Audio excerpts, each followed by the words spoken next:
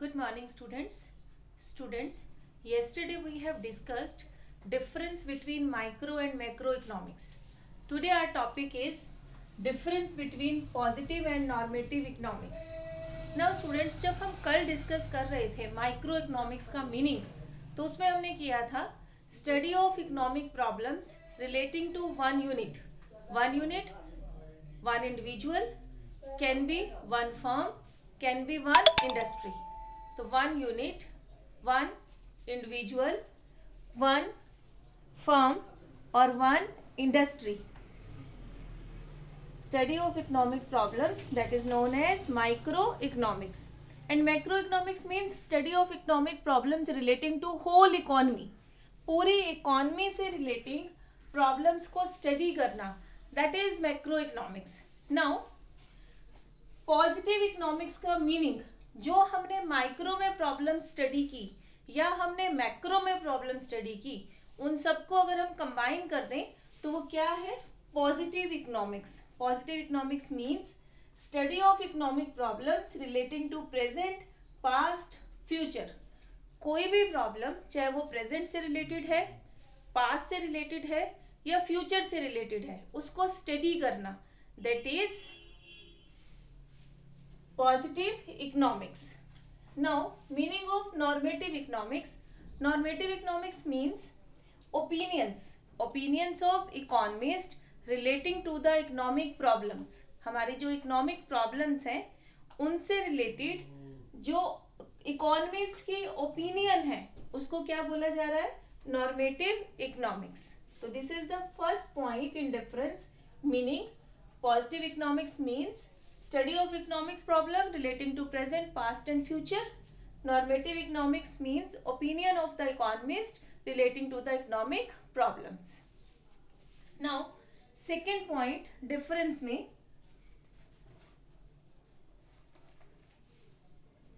my positive economics that include what was, what is and what would be.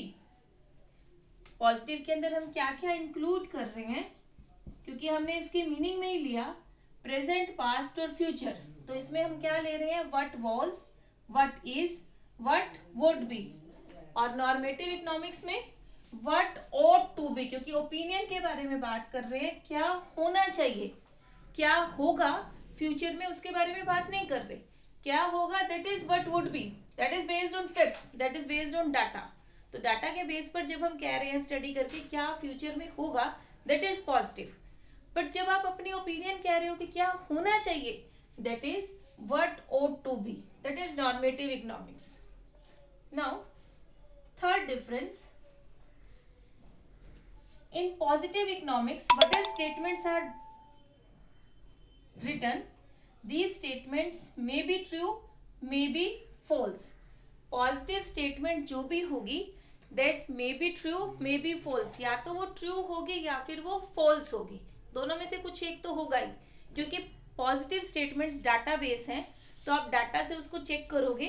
अगर वो data को match कर रही है तो वो ट्रू है, डाटा के अकॉर्डिंग मैच नहीं कर रही है तो वो फॉल्स है.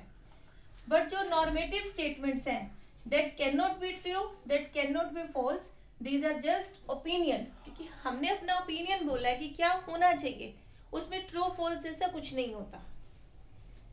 फोर्थ हम एग्जाम्पल ले रहे हैं. एग्जाम्पल जैसे मैंने लिखा, population of India is more than population of China.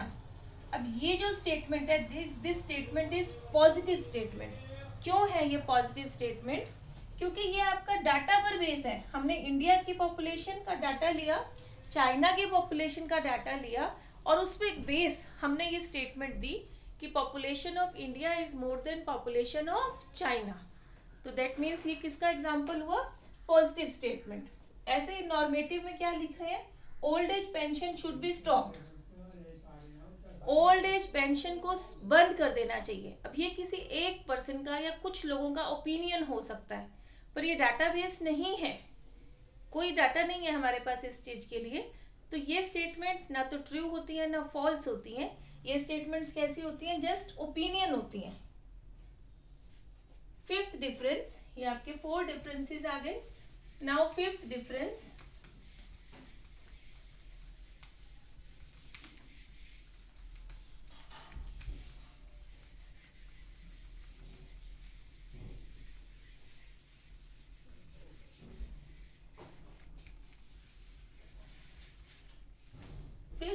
difference is positive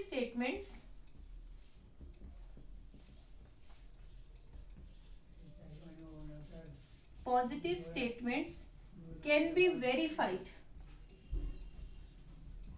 इसको हम वेरीफाई कर सकते हैं. वेरीफाई क्यों कर सकते हैं? क्योंकि these statements are based on facts, based on data. तो आप उस डाटा से इसको क्रॉस चेक कर लोगे कि ये ट्रू है या फिर false. Normative statements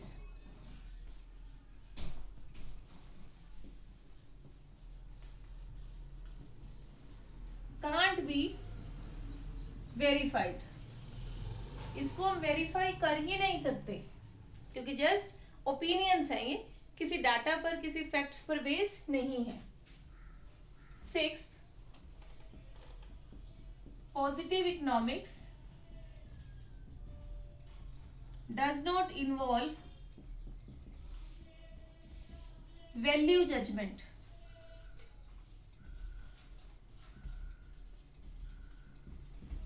value judgement होती ही नहीं है पॉजिटिव के अंदर, क्योंकि पॉजिटिव इकोनॉमिक्स के अंदर टोटल आपका स्टडी जो है वो फैक्ट्स पर बेस होती है, डाटा पर बेस होती है, तो उसमें वैल्यू जजमेंट नहीं होती.